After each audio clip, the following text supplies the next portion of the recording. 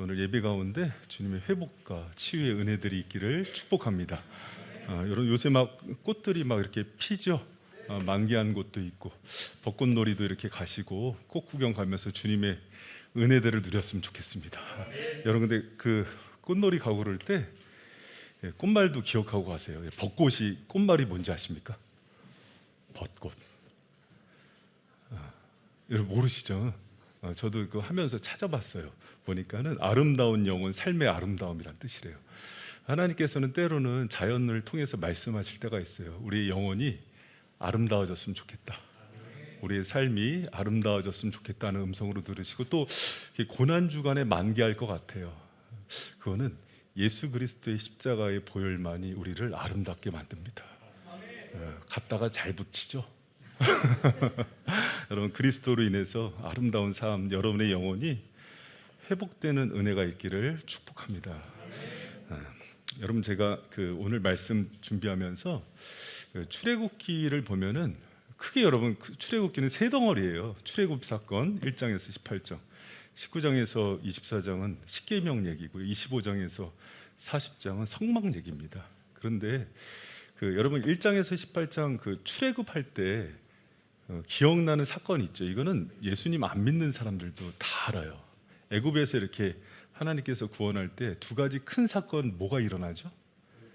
10가지 재앙과 홍해 사건이에요. 그렇죠? 영화로도 나오고 그래서 이거 모르는 사람들 없는데 그래서 그 안에 잊혀진 사건이 하나가 있어요. 뭐냐면 오늘 본문인데 은금 패물을 구하게 하신 사건이에요. 여러분 제가 바이샘 13년 설교하면서 이 본문 한 번도 설교 안 했던 본문이거든요. 그런데 제가 이번에 고난 주간에 묵상하면서 야 정말 보화와 같은 말씀을 하나님께서 우리에게 주셨구나 하면서 밭에 감추인 보화 얘기 있잖아요. 신약에도 그런 은혜가 있었어요. 여러분 오늘 이 본문 말씀을 들은 이후에 여러분의 삶이 정말 이 보화처럼 빛나는 인생이 되길 축원합니다. 말씀이 그런 위로와 은혜가 있어요. 제가 이 말씀 한 주간 묵상하면서 주신 은혜가 너무 커서 이게 좀 그대로 성령 가운데 여러분들한테 전해지는 위로가 있었으면 좋겠고 이 말씀 이후에 여러분의 삶이 정말 변화되고 주님의 큰 위로와 회복이 있기를 축원합니다. 여러분 출애굽기에 보면은 10가지 재앙을 내리신 이유가 애굽에서 종살이하는 이스라엘 백성들을 건져내기 위함이잖아요. 이 10가지 재앙이 하나하나 우리 옛날에 외울 때 피게이파 악독우메 어장하면서 나일강을 피로 냈다, 개구리 재앙하면서 마지막에 장자 재앙까지 이렇게 외우거든요. 근데 외우는 게 중요한 게 아니라 이 모든 사건들은 하나하나가 애굽의 신들의 목을 치는 얘기들이에요.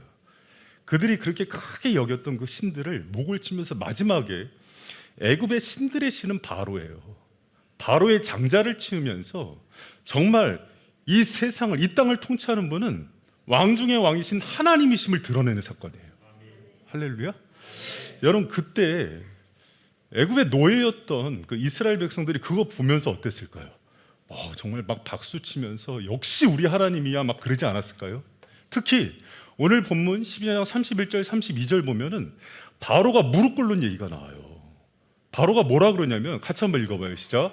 밤에 바로가 모세와 아론을 불러서 이르되 너희 이스라엘 자손은 일어나 내 백성 가운데에서 떠나 너희 말대로 가서 여호와를 섬기며 너희가 말한 대로 너희 양과 너희 소도 몰아가고 나를 위해서 축복하라. 여러분 바로가 이런 사람이 아니죠. 높고 권세와 권력은 말 한마디로 세상을 정복하는 바로가 모세를 불러서 얘기합니다. 내가 졌다. 네 하나님을 가서 섬겨라. 그러면서 양, 소 다 끌고 가라. 이렇게 하는 거예요. 여러분 이 얘기가 이스라엘 백성들한테 들려졌을 때 얼마나 이스라엘 백성들이 정말 환호성을 치고 느껴지지 않아요?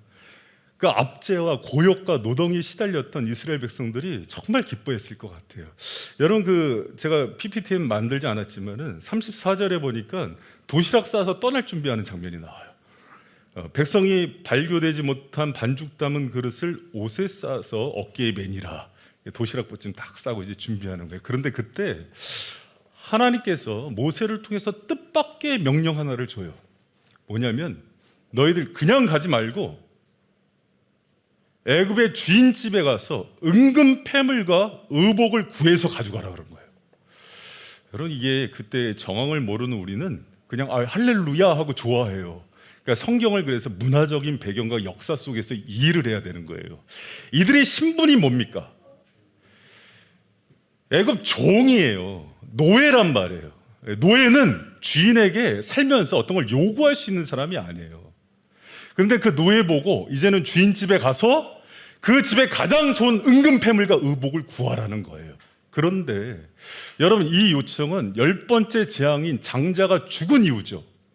그럼 애굽의 주인집에 애곡 소리가 끊겼을까요? 그 다음 날이에요. 여러분, 이런 얘기를 합니다. 역사가들은 그 애굽에서 장자를 쳤다는 것은 만약에 3대 독자가 있는 집은 할아버지, 아버지, 아들이 다 죽었대요. 줄초상이 난 거예요. 그러면 그 여인들은 이게 누구 때문에 일어난 걸 알아요? 이스라엘 백성이요. 그럼 여러분, 아이 잃고 남편 잃은 여인들의 눈빛이요 충혈돼서 잡아먹을 것 같지 않아요? 그 집으로 다시 들어가래요. 여러분, 제가 지금도 기억납니다. 제 중마고우인 그 우준이라는 친구가 있어요. 그 삼촌이 영철이라는 삼촌이에요. 저랑 친했는데 할머니가 돌아가셨다고 그 친구가 와서 먹을 거 많다? 초등학교 때니까 철이 없죠. 제가 가서 먹는데 갑자기 막 우당타당 소리가 나요. 뭔가 했더니 영철이 삼촌이 어떤 여자를 막 이렇게 때리고 끌어내는 거예요. 나중에 사연을 들어보니까 엄마가 돌아가셔서 슬퍼서 그 전에 술집에 가서 술을 먹었는데 그냥 왔나 봐요. 그러니까 마담이 외상값 내놓으라고 찾아온 거예요. 그러니까 그 마담한테 화가 나니까는 막 욕을 하면서 막 끌어낸 거예요. 그러니까 사람들이 누구 욕을 할까요? 영철이 삼촌, 마담. 당연하죠. 외상값을 받더라도 장례는 끝나고 와야 된다는 게 다 똑같은 얘기를 하는 거예요. 여러분, 그런 상황이에요. 그런데도 노예가 가서 그 집에서 하루 만에 가서 은금패물을 집어오래요. 여러분, 잘못하면은요 들어가자마자 죽는 수가 있습니다. 이런 상황이 지금 역사적인 배경인 거예요. 그런데 한 가지 의문점이 있어요. 하나님이 이제 내가 10가지 재앙으로 애굽의 모든 신들들 치고 그랬는데 니들 구경만 하면 안 된다. 너희들도 고생 좀 해봐라 이렇게 보냈을까요? 아니에요. 이 은금 패물을 요구하라는 그 이면에는 아버지의 속 깊은 사랑이 있어요. 여러분, 은금 패물뿐만 아니라 그 뒤에 있는 아버지의 은혜와 깊은 사랑이 오늘 말씀 가운데 여러분의 것이 되길 축원합니다. 그럼 여러분, 하나님께서 왜 그걸 구하라 그랬을까요? 여러분, 하나님께서는요 이것을 구하라고 하신 이유가 노예가 아닌 아들의 신분을 회복하길 원했던 거예요. 여러분, 이 보이는 사진이 당시 히브리 사람들, 이스라엘 백성들을 그린 그 벽화들이에요. 이스라엘 백성들이 좋은 옷 입고 있는 게 아니라 다 팬티바람으로 노동을 했어요. 고역과 심한 노동에. 그리고 당시에 애굽 사람들은 여러분, 정치를 하는 사람들이 과거나 지금이나 쓰는 방법이 있어요. 뭐냐면 본복입니다. 길들이려고 말 안 듣는 종들은 잡아다가 채찍으로 때리기도 하고 죽이기도 하고 나일강의 악어에게 던지기도 하는 거예요. 그게 노예의 신분입니다. 그런데 하나님께서 이 노예들에게 이제 가서 주인집에서 당당하게 요구하길 원하는 거예요. 그런데 여러분, 애굽 사람들은 문도요 주인들이 다니는 대문이 있고 종들하고 가축이 다니는 문을 따로 뒀어요. 그렇게 살았던 게 히브리 노예들이라고요. 여러분, 이게 뭐 딱 이렇게 하나님께서 10가지 재앙으로 치니까는 하루아침에 그 마음이 변하는 게 아니에요. 그래서 하나님께서 놀라운 은혜와 역사를 베풀기 전에 하나님께서 홍해의 기적과 10가지 재앙 사이에서 보고 계시는 게 있어요. 뭐냐면 그 자녀들의 중심이 보이는 거예요. 그 노예 근성과 그 패배 의식으로 그대로 가나안 땅에 데려가면 안 되니까 회복시키고 싶은 게 있었던 거예요. 그래서 그 노예들을 데리고 하나님께서 그 마음을 치유하는 거예요. 저는 이 말씀 묵상하면서 참 많이 울었어요. 왜 그런가 하니 하나님이 너무 섬세하신 거예요. 그분은 말씀으로 천지를 창조하기도 하시고 10가지 재앙으로 나일강을 피바다로 만들 수도 있고 바로의 목을 칠 수도 있는 하나님이고 홍해를 갈라버릴 수도 있는데 그 하나님이 한 영혼 한 영혼의 그 아픈 마음과 상처와 그 깊은 마음을 만지시는 분인 거예요. 여러분, 그걸 회복시키려고 그 종들에게 주인집 대문으로 들어가서 은금 패물을 달라고 요구하라고 얘기하는 거예요. 여러분, 그 목회 사역을 하고 청소년 사역을 하다 보면은 애들의 인생도 참 기구한 애들이 있어요. 어렸을 때 이제 어머니가 돌아가시고 아버지가 친구 집에 아이를 맡겼는데, 그리고 이제 돈을 벌러 나갔죠. 매달 생활비를 보내주고, 친구가 그 딸을 잘 키웠으면 좋은데 그러지 않고 키워주긴 키워주는데 자기 딸 종처럼 쓰는 거예요. 신데렐라처럼. 나중에 저하고 부장 집사님이 알고 그 집에서 빼내서 다른 기관에 보냈는데, 들어갈 때 속이 상하더라고요. 제일 먼저 뭘 얘기하냐면, 그 집 대문으로 끌고 들어가서 네 소유 옷, 새로 산 가방도 빼앗겼어요. 그거 달라고 해라. 얘기할까요? 못할까요? 못하더라고요. 너무 어린 나이서부터 가서 종처럼 살다 보니까 자기 주권이 없는 거예요. 화가 나니까 다그치더라고요. 얘기하라고. 그 네 거라고 얘기하라고. 여러분, 근데 재밌는 게 자기가 그 딸이라고 하나님의 딸로서의 그 주권을 회복하는 가운데 왜 하나님이 이 방법을 쓰는지 알겠더라고요. 하나하나 자기 걸 찾아요. 양육비도 찾아요. 그 과정에서 말을 못하는 거예요. 나중에 다 회복했을 때 눈빛이 달라져요.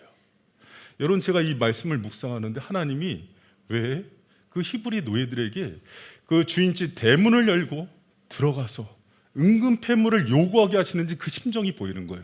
여러분, 노예들은 평생 주인에게 먹을 거 달라, 입을 거 달라를 얘기 못하는 신분이에요. 그럼 여러분, 이들이 들어갔을 때 어떤 마음으로 들어갔을까요? 대문을 열고 들어갈 수나 있을까? 그 대문 평생 한 번도 안 들어가 봤던 데인데, 애곡 소리가 들리는데 가서 당당하게 요구나 할 수 있을까? 문을 들고 들어가는데 머리를 극적이면서 왜 왔냐 그랬을 때 뭐라고 얘기했을까? 은금 패물 의복.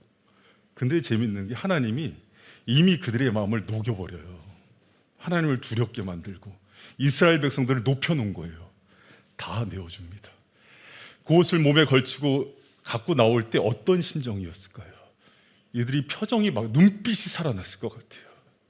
여러분, 하나님이 10가지 재앙과 홍해를 가르는 거는요, 그 능력 보여주려고 그러는 거 아니에요.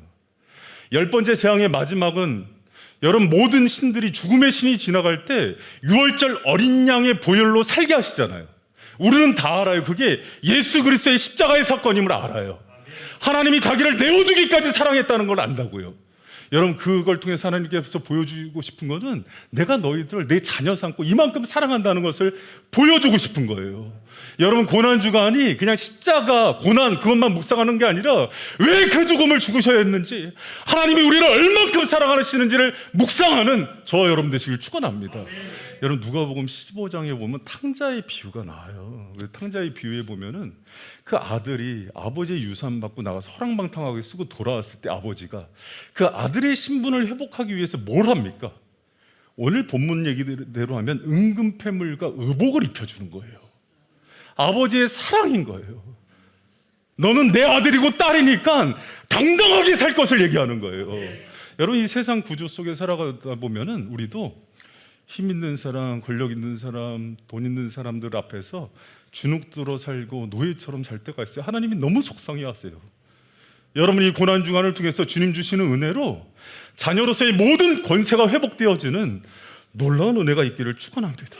하나님이 그걸 보고 싶은 거예요. 그것 때문에 예수님이 오셨고, 우리의 신분을 회복하기 위해서, 아들됨을 회복하기 위해서 십자가에 달려 죽으신 거예요. 은우야, 미안하다. 소리를 작게 할게. 여러분, 이 깊은 사랑을 여러분 가슴 깊이 묵상하는 고난 주간이 되길 축원합니다. 여러분, 그리고 주님께서 그 은금패물을 요구하라 하신 그 두 번째 이유는 아들로서 누려야 할 권리를 찾게 해주고 싶은 거예요.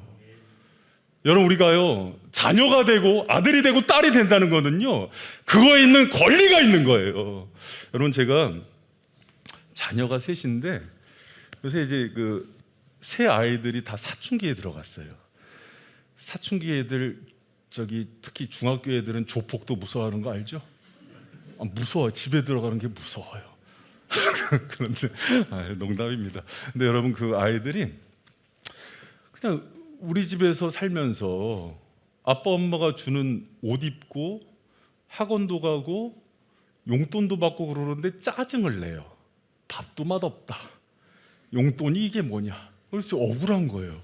내 집에 살면서 내가 주는 밥 먹으면서 내가 준 옷 입으면서 불평하고, 근데 그거를 또 나하고 집사람은 마음 상할까 봐 받아주고. 이게 뭐 하는 짓인가? 저것들을 목을 칠까? 그러지 않잖아요. 왜 그러지 않을까? 네 자녀들이에요. 그러더라도 받아줘요. 혹시라도 그럴 때 한번 혼내고 나서도 마음 상할까? 저녁에 혼내고 나서 잘 때 머리에 손 얹고 기도해요. 그게 부모의 마음이에요. 여러분, 모든 부모들은 그 심정이 있어요. 하늘 아버지는요 더 하십니다. 여러분을 아들, 딸로 입양하셨을 때는 그거 이상의 사랑과 은혜를 주시길 원하세요. 여러분, 그 사랑을 믿어지십니까? 제 후배 목사가 그 아들을 입양을 했어요. 초등학교 때. 근데 초등학교 때 참 착해요, 얘가. 근데 중학생이 됐는데 고민을 한번 얘기하는 거예요. 뭐라 그러냐면, 한 번도 뭘 해달라고 요구를 하질 않는데요. 근데 그게 너무 착하고 성실한데 그 속에서 뭘 느끼냐면 아버지에 대한 의식이 얘가 있는가가 고민인 거예요. 근데 그거를 이제 사모님이 알았어요. 근데 어느 날 저녁에 들어오는데 사모님이 그러더래요. 아들 얘기해 막 그러더래요. 뭔가 했더니 이렇게 처음 얘기한 거예요. 중학교 2학년 때. 아빠 아이패드 갖고 싶어요. 근데 처음 얘기한 게 왜 하필 아이패드야? 그 목사님 한 달 사례비보다 더 나오더래요. 목사님이 뛰어가서 바로 샀대요. 아들 줬대요. 아들 줬는데 저녁에 너무 행복하더래요. 아들이 방에 들어갔는데 이불을 이렇게 푹 뒤집어 쓰고 자고 있어서 이불을 이렇게 내렸는데 목사님 눈 울었대요. 아이패드를 이렇게 꼭 안고 이렇게 자는데 너무 행복하고, 또 이 아이가 나한테 처음 요구한 사건이란 것 속에서 그 아비된 심정. 근데 하나님이 그 얘기를 하시래요. 김 목사, 내가 너 볼 때 그렇다고. 여러분, 우리 하나님 아버지가 우리 한 사람 한 사람에 대해서, 여러분, 우리 하나님이 여러분 해서 뭐 헌금이나 받아내고 그런 분인지 알아요? 그러지 않아요. 우리 아버지를 모르시는 겁니다, 여러분. 하늘 아버지는 여러분이 자녀됨의 권리를 충만히 누리기를 기뻐하시는 분이세요. 고난 주간에 그 얘기하시대요, 그 주님이. 나 고난 받았으니까 니들도 고난 받으라는 게 아니라 내가 죽기까지 사랑하는 그 풍성한 부유한 사랑을 자녀들한테 알려주라 그러시더라고요. 은근패물까지 내어주면서 사랑하는 주님의 그 부유한 사랑이 여러분의 것이 되기를 축원합니다. 여러분, 이들에게요, 주님께서 보니까는 36절에 이렇게 얘기하고 있어요. 같이 한번 읽어봐요. 시작. 여호와께서 애굽 사람들에게 이스라엘 백성에게 은혜를 베푸게 하사 그들이 구하는 대로 주게 하심으로 그들이 애굽 사람의 물품을 그들이 구하기에 하는 대로 주게 하심으로, 하나님께서 애굽 사람들에게 손에서 은혜를 입게 하사. 여러분, 신약 성경에서 특별히 구함은 하나님이 우리의 아버지됨에 대한 증거예요. 하나님께서 누가복음 11장 9절에서 13절에서 너에게 이르노니 구하라 주실 것이요 찾으라 찾을 것이요 문을 두드리라 그러면 얻을 것이라 하면서 그 다음에 이어지는 게 뭐냐면 아비에 대한 얘기예요. 사람도 악한 부모라도 자녀에겐 좋은 거 줄 줄 안다. 그렇죠? 그러면 그 아들이 생선 달라고 그러면 뱀 주고 알 달라고 그러면 정갈 주겠냐? 그렇지 않다. 근데 나는 하늘 아버지다. 그보다 더 좋은 거를 너희들이 구할 때 주길 원하시는 아버지라는 거예요. 여러분, 오늘 그 본문 말씀 가운데 하나님께서 우리에게 무엇을 주길 원하시고, 또 물질 이전에, 여러분 잘 봐요. 목사님 또 이제 기복적인 설교하느냐? 그게 아니에요, 여러분. 은근패물 너머에 있는 아버지의 부유한 사랑과 자녀됨 권리를 회복하길 원하시는 하나님의 그 부유하고 넘치는 사랑을 경험하는 저와 여러분 되시길 축원합니다. 로마서 8장 32절에 보면은 이런 말씀이 있어요. 우리 같이 한번 읽어봐요. 시작.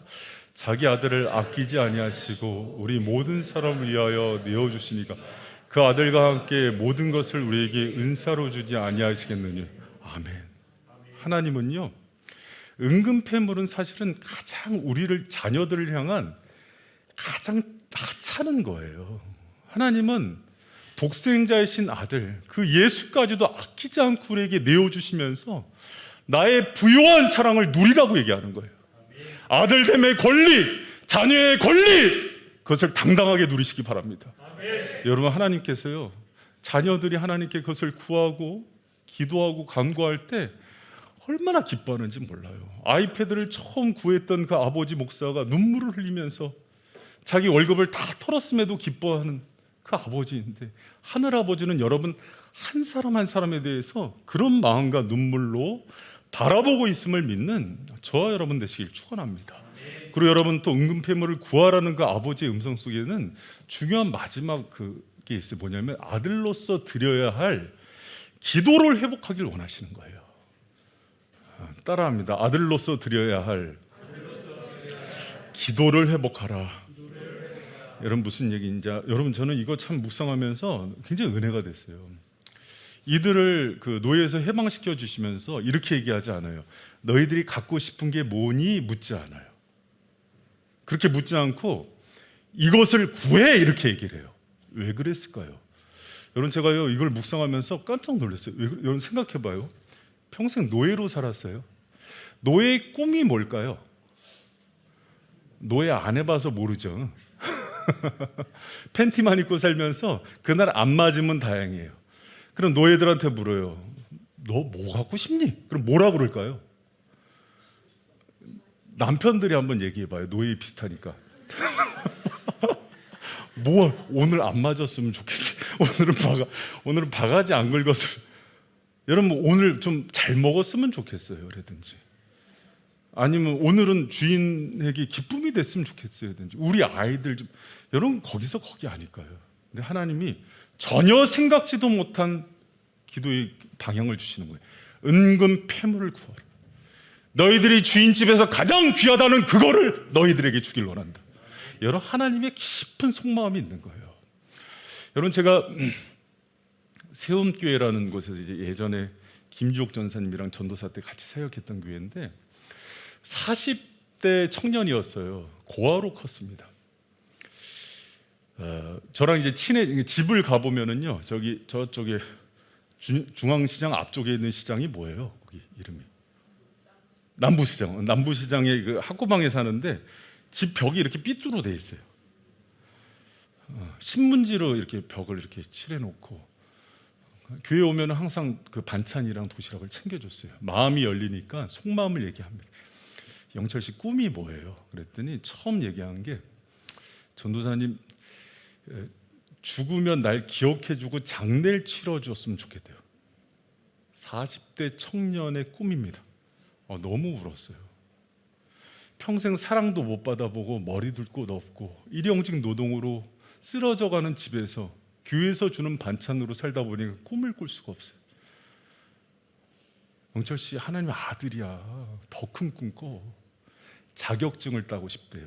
지게차. 기도했어요, 교회에서. 근데 문제가 생겼어요. 한글을 몰라요. 필기 시험을 정말 많이 떨어졌는데 우리가 간절히 기도했는데 붙었어요. 찍어서.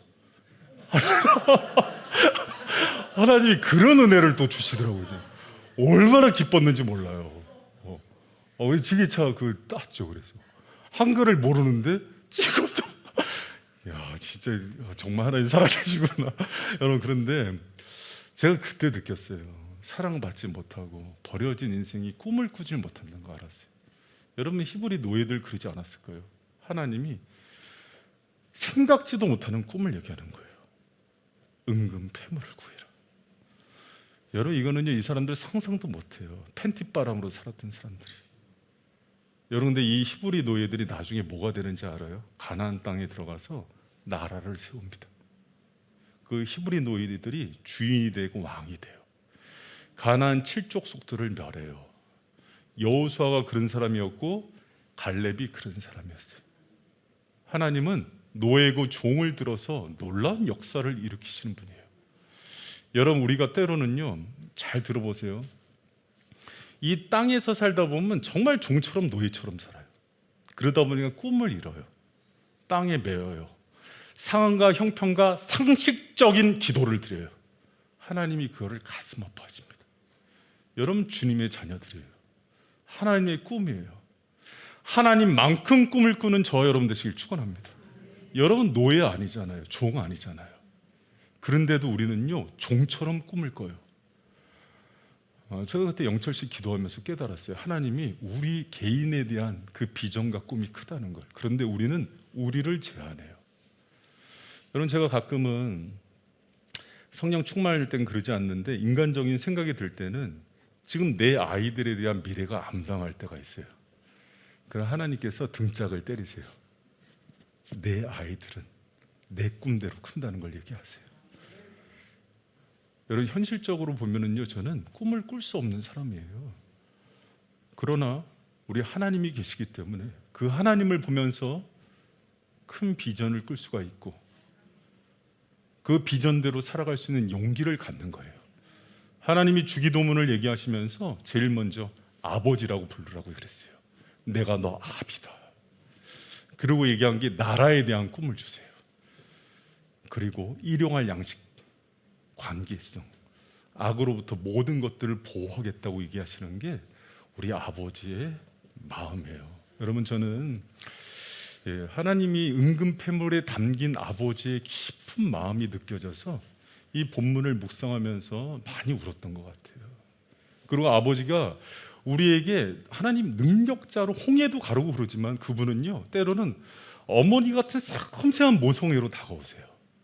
그래서 우리의 상한 마음들, 눌린 것들, 포로된 것들을 자유케 해주시는 그런 은혜를 주세요. 이번 고난주간에 십자가를 묵상하면서 그 보혈을 통해서 모든 것들이 회복되는 놀라운 은혜가 임하길 축원합니다. 여러분, 주님이 그걸 원하세요. 주님은 능력으로 귀신도 쫓을 수 있고 말씀으로 온 우주를 창조할 수도 있는데 낮추실 때는 한없이 낮아지셔서 우리 아이들에게 그 사탕을 주면서도 달랠 수 있는 분이고, 또는 마음이 찢어져 있는 가난한 부모에게 찾아가서 은근패물로 위로도 해줄 수 있는 분이에요. 그 하나님이 이번 고난주간에 풍성한 부요한 위로자가 되어서 여러분의 삶과 상한 마음을 치유하시는 그런 은혜의 주님이 되시기를 축원합니다. 할렐루야. 아멘. 여러분, 제가 말씀 묵상하면서 계속 떠오른 찬양이 있었어요. 이제 하나님의 사랑, 주님의 눈물인데, 제가 이 말씀 묵상하고 찬양하면서 혼자 목양실에서 얼마나 울었는지 몰라요.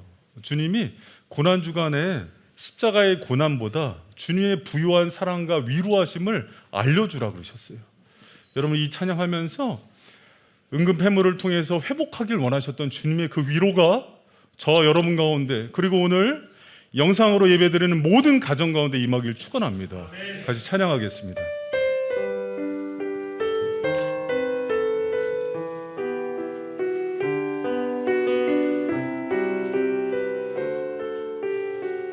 하나님의 사랑, 하나님의 사랑, 주님의 눈물, 온 세상 임하여 잃어버린 영혼 찾아 오신 주님, 지금도 우리를 사랑해. 2000년 전 하늘 보좌 버리고 이 땅에 오신 주, 하나님 어린 양 되사 생명 주며 이를 증거하라 하시네. 나는 믿네, 거저받은 귀한 사랑, 그 누가 대신하리요. 나의